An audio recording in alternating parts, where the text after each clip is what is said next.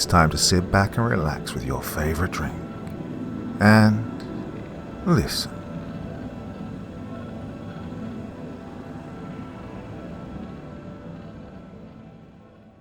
A former EMT recounts the unsettling history of a nursing home plagued by neglect, rumors of hauntings, and staff who claim to encounter the impossible. But when his wife takes a job there, the strange stories become terrifyingly real. Sniff by NickyXX. I never liked Rustic Gables' skilled nursing facility.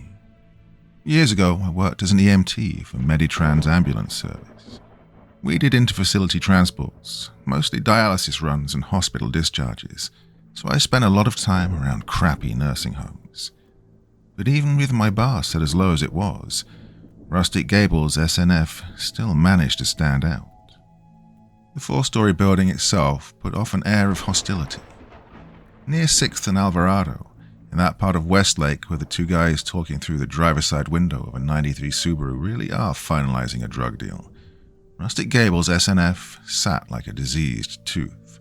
A squat, square, filthy white structure jutting out of a narrow, uneven parking lot, surrounded by a 14-foot fence. Inside, Rustic Gables was, well, what would you expect? The residents were crammed 3 to a 2-small room. The cheap vents, no central air, regularly broke down in August. They proudly displayed their 1.5-star rating over the reception desk. And I was pretty sure they only managed the extra half-star because someone knew how to BS the inspector. The nameless, faceless healthcare conglomerate that owned the place had bought the property from a bank auction. Well, I'd never leave anyone I loved at Rustic Gables SNF. Rustic Gables burned through nurses like cheap cigarettes. Every time I walked up to a nursing station there, I found myself having a conversation with a different young woman in stained scrubs. Meanwhile, my partner and I would run into ex-Rustic Gables employees everywhere we went. Dialysis centers, hospitals, other SNFs. The more superstitious of the bunch insisted that Rustic Gables was haunted. Stories were told of strange voices behind patients' closed doors, of strangers seen wandering the halls, of objects moving by themselves, and of staff members somehow teleporting themselves all over the facility without realizing it. I heard more than one old tale in which the teller swore she'd seen a nurse walk into a patient's room, fail to reappear, then be found on the next floor up, swearing she hadn't been near the patient's room in hours. Once a patient had been killed when a nurse gave her a second dose of metoprolol. She'd gone into shock. Now, according to the paramedic who told me the story, the guilty nurse had sworn she'd spoken to the medical director in person, and he'd given her orders for the extra dose of medication. That was obviously bullshit. The medical director had been in his office miles away with multiple witnesses. But the nurse was insistent, even after she'd pled guilty to avoid jail time. I highly doubted that incident was the work of ghosts. A hangover was a more likely culprit. But even the most skeptical of the ex-nurses and attendants I met agreed that they'd gotten a bad vibe working at Rustic Gables, especially at night. When Lily, my wife, announced to me one night in early 2010 that she'd gotten a job at Rustic Gables SNF, I warned her of all these stories and offered to continue paying the lion's share of our bills until she could find other employment. So what? You want me to say fuck you to a full-time nursing job with benefits? She snapped, squishing her mouth into a pissy little bow. I'm sick of working at Subway. You honestly think anyone else is going to offer me a job with no experience? Well, she had me there. It was a rough world for a newly minted licensed vocational nurse, especially in the oversaturated medical market of Los Angeles, and especially in the middle of a recession. Lily had been looking for a job since she'd passed her licensing exams the previous September, and was getting increasingly frustrated with her lack of success. Yeah, I get it, I told her, but I'm making enough money now, and I honestly don't think you're going to like Rustic Gables much. You thought my last apartment was a dump. My apartment was a whole lot nicer than Rustic Gables. Lily flashed me a condescending, pursed-lipped smile. She knew I hated that smile. She was a tiny girl, my wife, barely 5 feet tall and maybe 100 pounds soaking wet. Her eyes were almond-shaped and deep-set in her square face, and she had long, dark, silky hair. A clump of it fell over an eye. "But you're not making enough money, Cyrus," she chirped, as though I were a retarded kindergartner. "My parents bailed us out twice last year, remember?" I closed my eyes and counted to 10. She was baiting me. Her parents didn't like me much, mostly because I didn't have a college degree and my parents were alcoholic white trash. And they'd helped us out with money twice in the last year. Once the previous March, when we signed the lease and had to cough up first in deposit for our microscopic Koreatown one-bedroom, and once in August, when my car broke down and required an $800 fix. "Fine, Lil," I said through clenched teeth. "Do what you want." With that, I went to shower and go to bed. Our marriage was doomed. We both knew it, but neither of us had the balls to give that final nail in the coffin the mighty whack it needed. It had gotten so bad that a 5-minute conversation with Lily would turn my blood to hot lava, jaw aching in anger, fingers itching to curl themselves around my wife's swan-like neck. Lily took the job. A couple days later, during her second training shift, my partner Rivera and I were sent to Rustic Gables to pick up a patient. A patient who, of course, lived on the first floor, where Lily was stationed. Our patient was confused, bed-confined octogenarian going to St. Vincent for a G-tube placement. Should have been a quick, drama-free call, but the nurses didn't have the paperwork done yet.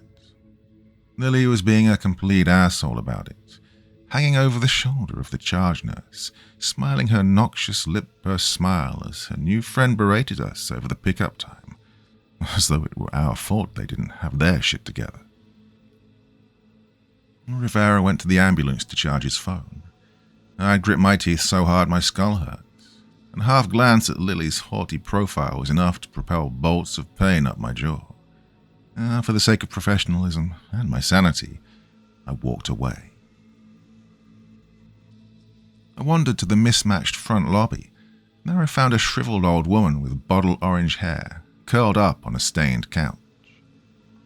A nasal cannula dangled from her face, attached to an oxygen canister on the back of a rickety wheelchair. Her eyes snapped open, and when she saw me, her face noticeably fell. "How are you, ma'am?" I asked sweetly. "Do you need help getting back into your wheelchair?" She mumbled something, her voice so weak I didn't comprehend a word of it. I hunched over beside her and asked her to repeat what she'd said. "I'm waiting for Scott." I looked around. "Is, Scott your nurse? I can find him if you want." She shook her head sadly. "He comes here at night. He talks to me. Well, I've got to stay here or I won't see him." I breathed in and found the lobby had a weird smell to it. Kind of rotten, but kind of sweet, like the funk that filled up our station when the shared fridge was opened. The orange-haired lady didn't seem bothered by it, but I was relieved to see Rivera round the corner, paperwork in hand. We loaded up our patient and headed out. I came home after Lily, and she pretended to be asleep. The next morning she was gone before I woke up. Well, perfect situation, I thought. Now we never have to talk. A couple of weeks later, my company picked up a new dialysis patient out of Rustic Gables SNF. Soon Rivera and I were sent to get him. On the way in, I spotted the same orange-haired woman on the same stained couch, still waiting for Scott. The new dialysis patient, let's call him Herbert Smith, was 79 and not doing well. He was bedbound due to the lingering effects of a stroke, missing 2 fingers and 2 toes secondary to diabetic neuropathy, blind and atrophied. He looked in my general direction when I called his name, but responded to all further inquiries with incomprehensible muttering. His room, happily, was on the 3rd floor, which put a whole story between me and Lily. We got him loaded in the ambulance pretty easily, and after taking a set of vitals, I took advantage of the 15-minute drive to Western Dialysis and finished some paperwork I'd been lagging on. Through it all, Herbert Smith stared mindlessly ahead, seeming unaware of my presence. And then, he mumbled something. I looked up from my writing. "Yeah, what's that, Herbert?" I asked loudly. "The one-legged man talks to me," he repeated. I leaned in. "Who talks to you, Herbert?" "The Oriental man. The man with one leg. Comes into my room at night." Herbert's milky eyes were unfocused and emotionless, staring vacuously into some point between the road and the ceiling of the ambulance. "The Oriental man, huh?" I pressed indulgently. "Well, he's angry with me," Herbert continued, speaking to oblivion. "He knows I left him. God, I wish he'd go away." That night, I came home to every light in the apartment on, and Lily in the kitchen brewing a cup of tea. And this was a surprise, as she'd gotten into the habit of feigning sleep. On the rare occasion she'd exchanged a couple of sentences with me, she'd done so with a constipated pout, as though my presence was physically painful. "Still awake, Lil?" I asked without thinking. I immediately realized the stupidity of the question and braced for the sarcastic answer. But the nasty remark didn't come. "Yeah," Lily replied nonchalantly. "I have a really nasty headache." She looked at me. For the first time in a while, I didn't see contempt in her eyes. I realized all of a sudden that I no longer remembered how to act around Lily without picking a fight or continuing one. Too tired to figure it out, I turned around to go to bed. And then I thought of something. "Lily," I asked, "the old woman who's always on the chair by the door, with the bright orange hair and the oxygen, who is she?" Lily frowned. "Well, her name's Greta. She's in my station. Yeah, she's pretty far gone." "I talked to her," I said. "She said she was waiting for Scott." "Oh, I know." Lily shook her head. "Scott's not coming. He was Greta's son. He died of cancer 5 years ago. There's pictures of him all around her room." This piece of information jolted me like an electric shock. I remembered the look in Greta's eyes when I'd woken her up. Pure happiness, then immediate disappointment when she realized I was not, in fact, her long-deceased child. Poor old bird. Dementia's a bitch. I thought that night was a fluke as far as my and Lily's relationship was concerned. Lily, tired and in pain, hadn't the energy to antagonize me. But the next night I came home to her awake again and decidedly unantagonistic. And the next, and the next. Looking back, I should have been worried that she was unwilling to sleep until I was home, that she'd toss and turn beside me all night, that her eyes were dark-rimmed from lack of sleep, and that she'd lost weight. She had recurring headaches and would jump at any sudden noise or movement. One night I came home to find her huddled on the couch, shaking, the glow from the muted TV illuminating her tears. My first impulse was to run. I'd forgotten long ago how to comfort Lily, but I'm not an impulsive person. What came next was the first honest conversation we'd had in months. Lily had been on edge for weeks. Work was the problem. Her shifts at Rustic Gables had become both physically and mentally unbearable, for reasons she couldn't justify to herself, let alone anyone else. As soon as I walk in, my chest tightens up and I start feeling weak," she said. I'm scared of something, but I don't know what it is. Whenever I'm alone, I hear things, little noises behind me, but when I turn, there's nothing there." I reiterated that she could leave, that I'd pay the bills, and that I'd known other nurses who insisted Rustic Gables was haunted. But Lily shook her head decisively. She didn't believe in ghosts. She wasn't batshit, and if she quit after working at Rustic Gables for barely a month, she'd appear flaky. Part 2. The next day was Herbert Smith's dialysis day, and Rivera and I were the crew sent to pick him up. The young nurse on duty told me he was being showered and we'd have to wait a few minutes. I considered going to find Lily, and then I was drawn to a feature of Herbert Smith's room I previously hadn't noticed. There was a bulletin board on the wall parallel to his bed, and someone had pinned up several old newspaper clippings. I looked closer. Herbert had been a medic during the Korean War. One article, titled "Wounded Hero Welcomed Home," described his commendable service. He'd found a young soldier with a chest wound lying on a path. All of a sudden, bullets started flying around them. He pulled the soldier into a ditch, patched him up, and waited with him until they were found by a platoon of American soldiers.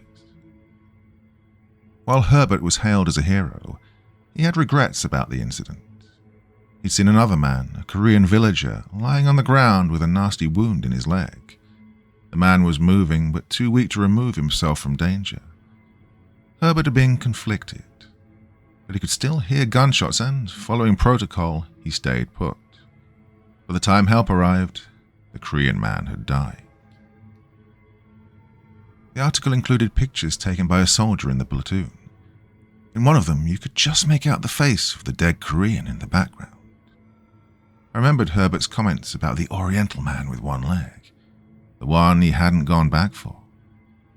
As long as I'd known him, Herbert hadn't looked great, but I was surprised at just how severely his health had deteriorated since the last time I'd taken him to dialysis.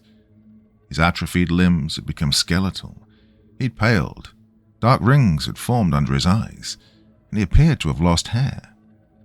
His cloudy eyes didn't even move as we lifted him from his bed to the gurney after the CNAs had dressed him. I drove that day. Rivera sat in the back with Herbert. As we wheeled the old man in, I asked Rivera if he'd said anything strange in the back. Rivera gave me a weird look. He wasn't aware Herbert could speak at all. Herbert was completely unresponsive as we placed him in his dialysis chair. He slumped to one side, and we had to prop him up with a pillow. While Rivera chased down a tech for a signature, I wrapped the blood pressure cuff attached to the dialysis machine around Herbert's arm. Before I knew what was happening, Herbert Smith's hand was clutching my bicep. I jumped. The old man kept hold, his grip stronger than his spindly fingers should have allowed. His milky white eyes bored into mine. "The Oriental man says he's going to take me with him."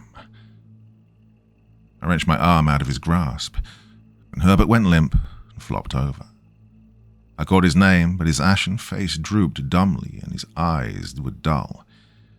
Whoever had spoken to me was logged off, signed out, no longer in the building. 45 minutes into dialysis, Herbert violently tore the blood-filled tubes from his arm. As the techs attempted to stop the bleeding, he fought them off with an alarming level of ferocity. And it was said that Herbert Smith never looked so peaceful as he had while being carried out by paramedics, already into irreversible shock. He died before they made it to the hospital. I remained ignorant as this was all going on. Rivera and I ran a few more calls. I drove in and out of hospital parking lots, pondering Herbert's Korean ghost, and later, around 5:30, I received a text from Lily. "That was hot. See you." That was a weird thing to say. I assumed she meant our conversation the night before, and responded with a single smiley face, and thought about it all afternoon. For months I'd wanted Lily gone. I'd fantasized every day about coming home and discovering she'd moved out. But when I read that text, I felt a little twinge of the ecstasy she'd inspired in me when we were 18 and obsessed with each other. As soon as I walked into our apartment, she jumped me. Wordlessly, passionately, we made love on the couch. Her perfume, her red lipstick, her hair tickling my skin was all intoxicating. It was instinctive, animalistic. When we finished, we lay entangled on the couch, strands of her hair still in my mouth. "That was amazing," I muttered to her. "I'm so glad we did that." "You started it," she teased, running her hand across my chest. That was a pretty hot kiss. Oh, the charge nurse was pissed, but it was worth it. Hey, what's the charge nurse got to do with anything? I asked innocently. Lily pulled away, and she sat up. You came to see me at Rustic Gables. You kissed me, right in front of the other nurses. I immediately went cold. Lily, I said, I didn't do that. I was at Rustic Gables in the morning to pick up Mr. Smith, but I didn't see you at all. I didn't kiss you. She forced a joyless laugh. Sigh, stop fucking joking. Unless you've got a twin I don't know about, you kissed me today. I mean, all the other nurses saw. I don't know what to tell you, Lil, I said.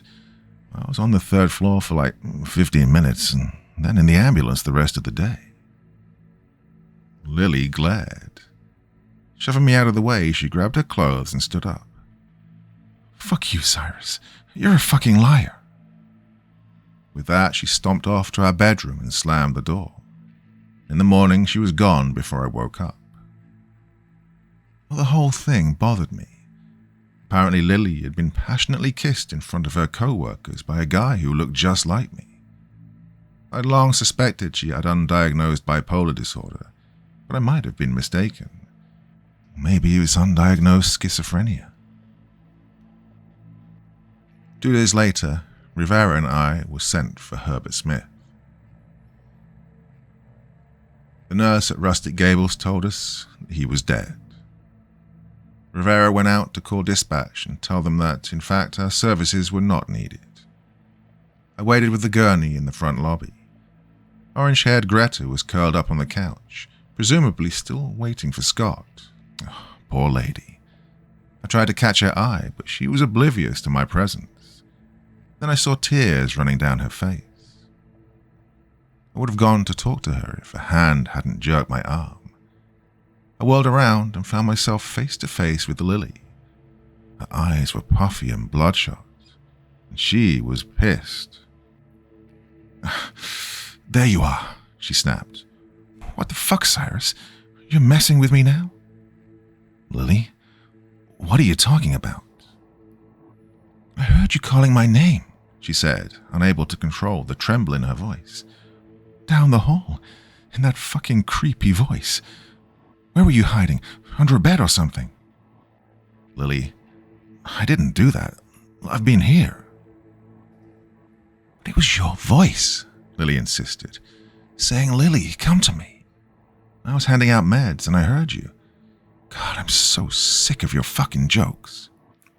Look, I swear it wasn't me, I said in what I hoped was a reassuring tone. Maybe one of the other nurses? The other nurses are professionals. You're trying to get me fired. You're just pissed because I make more money than you now. Lily, I started. Fuck you, Cyrus. I want a divorce. With that, she stomped back to the nurse station. I didn't go after her. I stood there, useless, fuming. All the anger and resentment I'd been nursing for months, the frustration of never ever being good enough for Lily, swirled around me like a hurricane. I wanted to kill her. I wanted to wrap my fingers around her neck and stare into her protruding eyes until they glazed over. If Rivera hadn't come to tell me that we had another call, I'm not sure what I would have done. We spent the rest of the night with one of the respiratory therapists, wedging a 400-pound, ventilator-dependent vegetable onto our too small gurney and driving him to a crappy post-acute in Silmar. As we drove back to the station, I saw I'd missed 2 calls from Lily and that she'd left me a voice message. I ignored it. Even thinking about her jacked my blood pressure. I wasn't upset that she wanted me out of the marriage. Fuck that, I was glad she'd finally said what we were both thinking. What pissed me off was her projecting her psychotic bullshit, twisting reality to make her the victim and me the screw-up. Whatever. Lily didn't come home that night, and I was relieved. The next morning, I was dismayed to see the address of Rustic Gables flash across our pager. We were picking up a psych patient, an old lady with dementia wigging out, according to the dispatcher, going to the Brodmann psychiatric ward. The name of the patient? Greta. The orange-haired lady in the lobby, always waiting for Scott. It started a little after midnight, the charge nurse told me. All of a sudden, she was screaming and crying. Never heard anything like that, just this anguished, otherworldly wailing.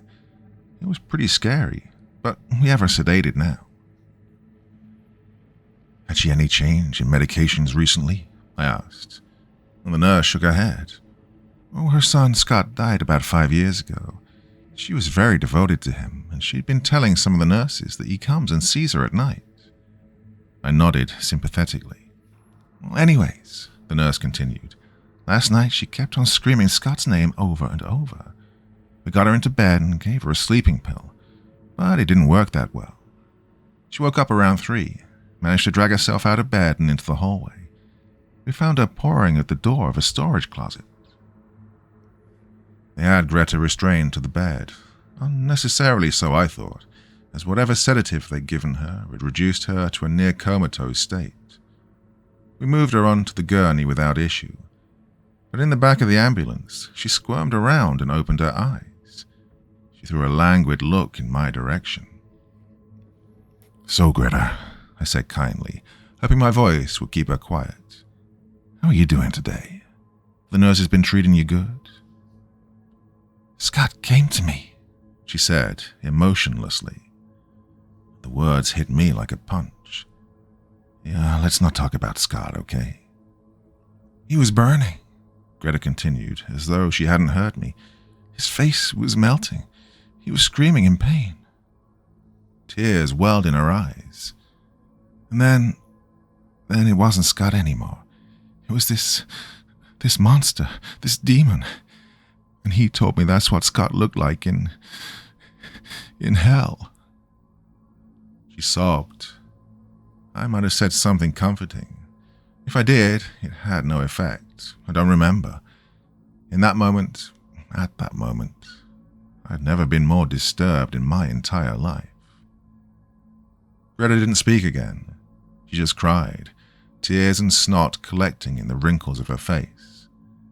She cried all the way to Brodmann and kept on crying as we waited on the wall for her room to be ready. We heard her moans as we pulled our gurney down the 6th floor hall until the elevator doors closed. Part 3.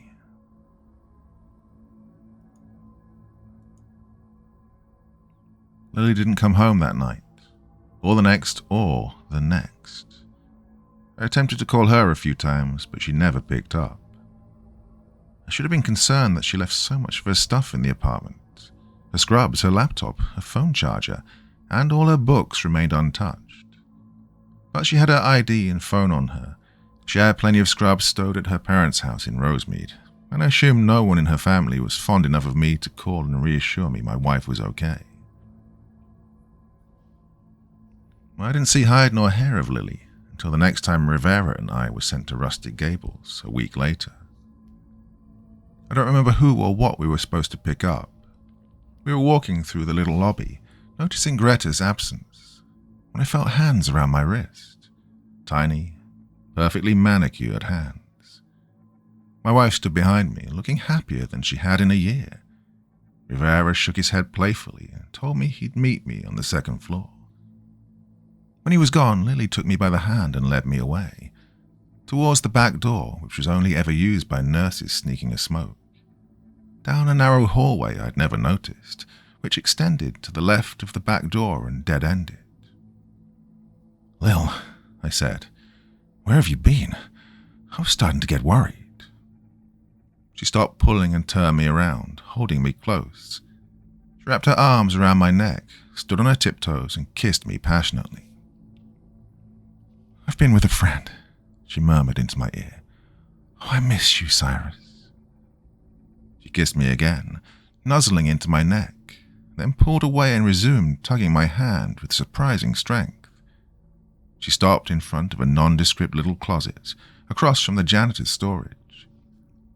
Be with me, Cyrus, she breathed, her voice thick and sultry. Oh, I ache for you. She reached for the doorknob. As soon as she let go of my hand, my senses came crashing back down to earth. Lil, I said kindly, I've got to pick up a patient. Come home tonight and we'll talk then. She gazed into my eyes with a come-hither smile. For some reason, this freaked me out.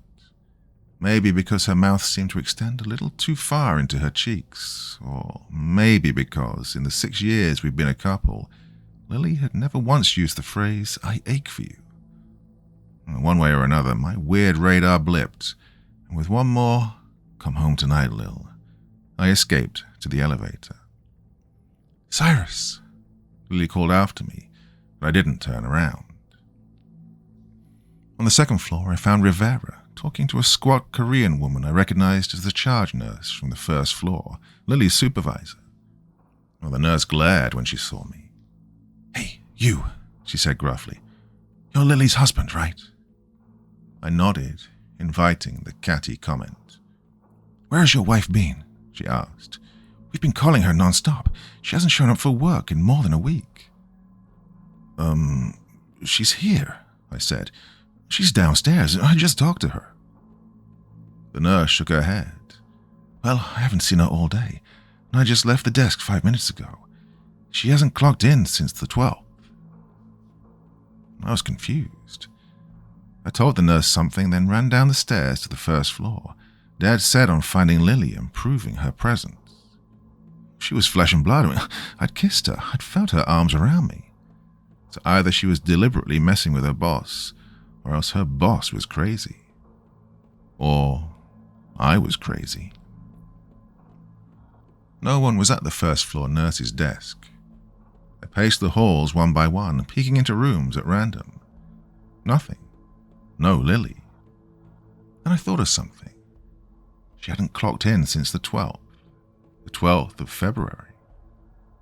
That sounded familiar. I checked my phone. The last missed call from Lily had occurred on the 12th of February. That was the day she chased me down in the lobby, accused me of calling her name in a creepy voice, and demanded a divorce. I saw the voicemail icon and recalled she'd left me a message that day. I dialed my voice box, deleted a few unnecessary messages, and then I heard my wife's voice. Her sobbing, panicked, terrified voice. Cyrus, she breathed. Cyrus, I know you're not here, but I keep on hearing your voice. And I saw you again, but it wasn't you, because your face was all blurry. And then you walked into the closet and disappeared. Is this a joke? Please fucking tell me this is... She gasped, and I heard the phone drop. Then a muffled male voice, a voice that sounded terrifyingly familiar, saying something like, Found you. Then I heard another voice, my wife's voice, calling my name, but it wasn't coming from my phone. Cyrus, Cyrus. I followed the voice.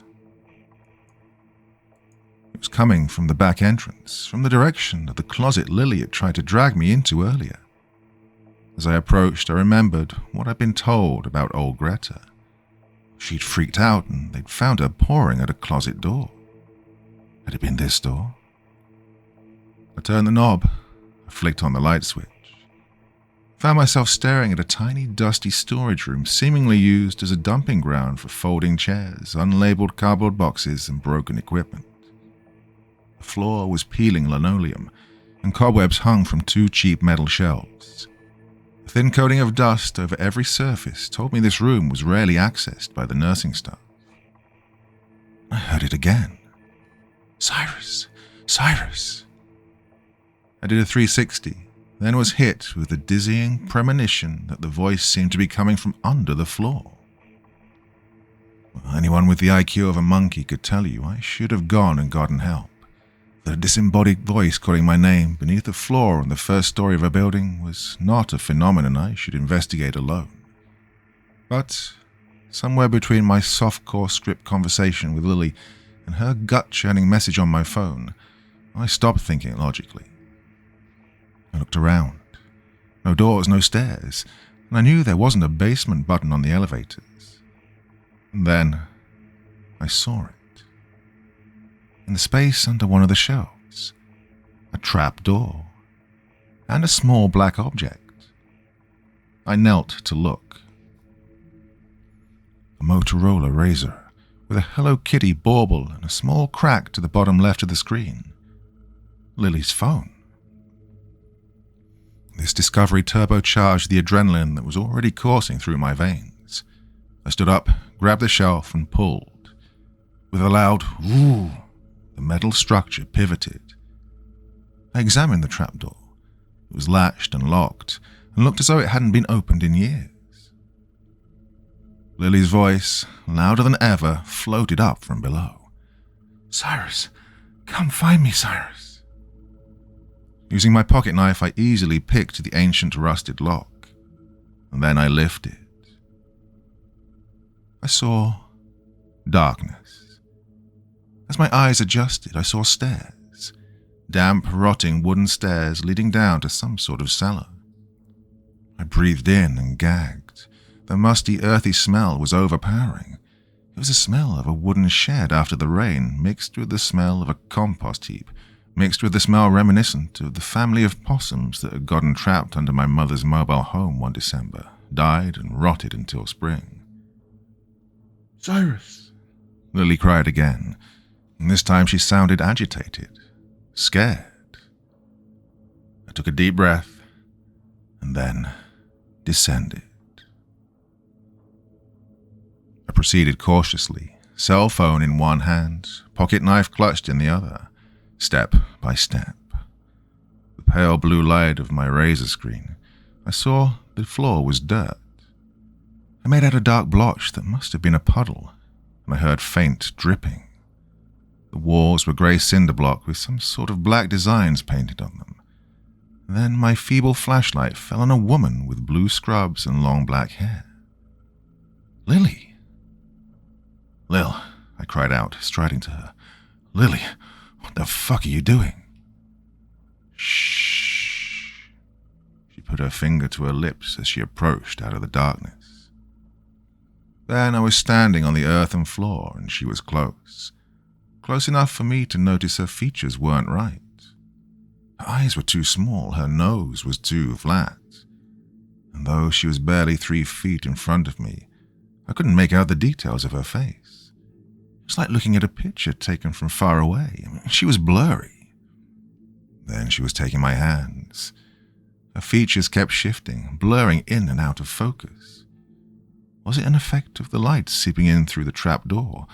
Were my eyes still adjusting? And why had Lily, of all places, chosen... And then her mouth was against my mouth. I didn't eat for 3 days after that kiss. I felt her warm tongue dissolve in my mouth, turn cold and dead, break into icy chunks that tasted like dust and stringed cabbage and rotting fish, expanding in my throat, choking me. I pulled away, coughing and sputtering and trying to scream. I dropped my phone. And as I dry heaved, I heard Lily's laughter. Now it sounded distant. Without thinking, I stood up. My phone had landed in the puddle, creating an inverted spotlight on a feature of the room I hadn't noticed before. A body, noose around its neck, hanging from the rafters. Immobilized by terror, I was forced to take in every detail. Blue scrubs, feet dangling lifelessly, claw-like hands plaster still in rigor mortis. Long black hair, purple cheeks, open mouth, swollen tongue hanging out, dripping dark saliva. Bloodshot almond eyes protruding like a demented cartoon character's, staring into oblivion. Lily. Dead. Lily. Don't know how long I stared at my dead wife hanging from the ceiling before I felt the hand on my shoulder. Jolted from my traumatized paralysis, I turned around. illuminated by the light from the open trapdoor, was me. My mirror image stood in front of me. While Lily's doppelganger had flitted in and out of focus, mine was explicitly, grossly exacting in every last detail. The individual little hairs on my unshaved cheeks, the red zit on my forehead, the scar at the corner of my eye from when I fell off my bike during one of my second stepfather's drunken rampages, every stained tooth. My smile was malicious, triumphant. And it spoke to me in a twisted, modulated mockery of my voice. "Aren't you going to say thank you?" Then it started to melt. I don't remember much after that. I heard my own voice screaming. Whether it was me or my putrefying doppelganger, I don't care to find out. There were more voices, women's screams. Rough hands on me, an arm around my shoulders leading me up, and then sunlight, and then sirens. Part 4. Lily had been dead for a little more than a week. That's what the police officers told me, the second time I was questioned at the station. The types of questions they were asking, I was sure they were going to try and pin it on me, especially given the nature of my and Lily's relationship. But they didn't. In the end, they ruled her death as suicide. She died by strangulation, though they didn't know how she'd managed it. She must have found the rope already hanging from the rafters. The cellar was 14 feet high. There's no way she'd been able to climb up there and tie it herself. Nor could they find the chair or stool she'd jumped off. They didn't know how she'd found the basement. None of the nurses knew the dirt-floored cellar even existed. When the healthcare corporation had bought and gutted the place, they'd left the back of the first floor as it was. No attention had been paid to the sad little closet. And no one could explain how she'd gotten down to the basement in the first place. There was only one entrance, the trapdoor. The trapdoor I'd found, locked from the outside. Even with the coroner's report, the cops had trouble pinning down a timeline. Lily had gone missing on the 12th. Of that, the charge nurse was adamant. I insisted I'd seen her alive on the day her body was found, and Rivera backed me up. And we weren't alone. Another nurse had had a conversation with Lily on the 15th. She remembered the date because it was the day after Valentine's Day. A patient claimed he hadn't actually seen Lily, as it had been dark and his eyesight wasn't what it used to be, but had heard her voice singing him to sleep.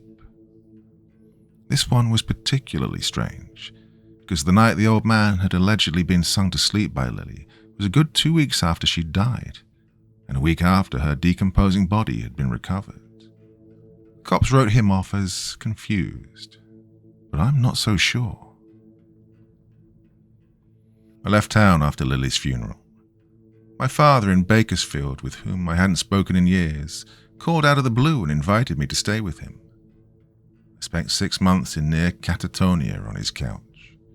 When the flashback stopped and the memories scarred over, I screwed my head back on and went to paramedic school. I found a job, ran the Baker to Vegas stretch for years, and then decided I was ready to take the next step in my career. I only applied to LA City Fire because it was ultra-competitive, and I assumed I'd fail the psychiatric exam. When my new hire packet came in the mail, I picked it up off the porch with trembling hands. I wanted to say no, but LA City was the job a million guys would kill for. The guys I worked with were living vicariously through me, and my dad told me he'd knock me out, throw me in the back of his truck, and leave me on the station steps if he had to. I moved back to Los Angeles in March of this year. I didn't know anyone. I'd lost touch with all my old school friends but Rivera. Rivera was in New Jersey, burning through his 4th year of medical school. My new partner was a cool guy. He invited me to a barbecue at his church, promising there'd be a lot of people our age. Well, there wasn't, but I did meet the new partner's uncle Raul, a retired LAPD officer. We talked, and I'd learned he'd been one of the cops who'd investigated Lily's death. I think he recognized me before I recognized him. One way or another, he was cool about it. I'd never actually been a suspect, he reassured me. Suicide was the only logical conclusion. Logical conclusion, he said sarcastically. Then he asked me what I knew about supernatural phenomena. I forced a laugh, and he didn't. He asked me if I'd seen the cinder block walls of the basement, the underground room where Lily was found dead. There'd been little black designs, I recalled. They were faces, he told me. Faces all over the basement walls. Some were recognizable. Rustic Gables employees, patients, visitors. Some were faces of people who'd never been to Rustic Gables, but whose pictures were displayed by the residents. Family members, dead friends, celebrities, even the Pope. There were hundreds of them. And the strangest part, they couldn't figure out how the faces had gotten there. Samples of the cinder block was tested, and there was no trace of paint or dye. Nothing could wash away the faces, and in the spots chipped for samples, the faces were redrawn in full within several hours. My face was there. So was Lily's. And on his third trip down, Raoul found his face. The owners of Rustic Gables had made the unanimous decision to sell the property. When no one bought it, they abandoned it, shipping their 168 residents off to other facilities. I expressed surprise that the company would completely abandon real estate, but apparently they'd had more trouble with it in the 3 years since remodeling than it was worth. There'd been 9 suicides in that time, 4 patients, 5 staff members. Other mysterious deaths too. There was the one I'd heard about, the woman given an extra dosage of blood pressure medication because the medical director told the nurse to do so. Another time, a physical therapist had found a patient in the staff bathroom, dead with a pair of bandage shears sticking out of his chest. The man was blind and non-ambulatory, and the bathroom had been locked from the inside. And then there was the building story. It had once been Section 8 housing. Raoul had been called there many times when he was still a cop, and always got a weird vibe from the place. Other cops insisted the building was haunted. In 2001, the building nearly burned down. Arson. A 12-year-old boy had locked his mother in her bedroom, set the couch on fire, then jumped out a 4th-floor window. 7 people died, including an LAPD officer.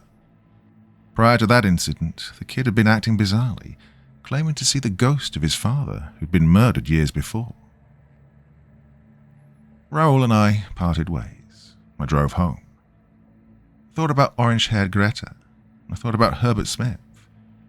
She saw her dead son. He saw the man he regretted leaving behind. And Lily and I saw each other. Happier, lustier versions of each other. Versions still in love. The next day I did some research on doppelgangers. Omens of doom, embodiments of one's dark side, like Jekyll and Hyde. This led me to the shadow of Jungian philosophy. One's shadow is the manifestation of buried, selfish, evil thoughts. The thoughts you're not allowed to think. The thoughts you deny. I thought about what my double had said. Aren't you going to say thank you? Whatever demon or entity lived in that basement, it collected faces. It could shapeshift, become the spitting image of any human form it saw, and it knew our desires and our regrets. Our fears. It came to Greta dressed as her son, then used Greta's love to drive her mad. Created the image Herbert Smith saw in his guilty nightmares. I wanted Lily to love me again, but a part of me wanted her gone forever. Well, it gave me both.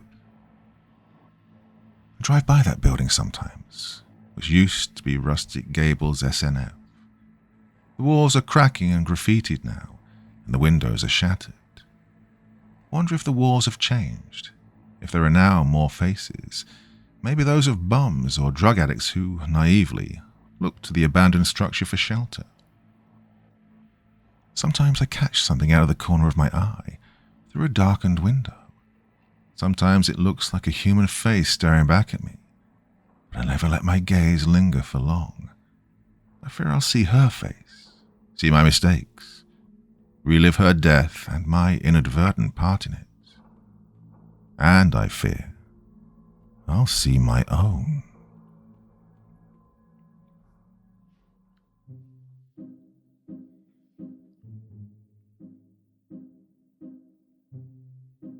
So I don't know about any of you else out there, but I am watching the Ryder Cup this evening, the final day of the 2025 tournament. Not really a big golf fan, to be honest with you, but there's something about this Europe against the USA which just makes it a little bit special. Rarely ever watch golf, but this is this is the exception, to be honest. Anyway, that was another fantastic story from NickyXX. Read some of her work in the past, and this one was an absolute joy. Hope that was fitting Sunday evening's entertainment for you. Back again tomorrow night, so I hope you're going to join me again. Till then, my dear friends, just sleep well and remember, it's just a story.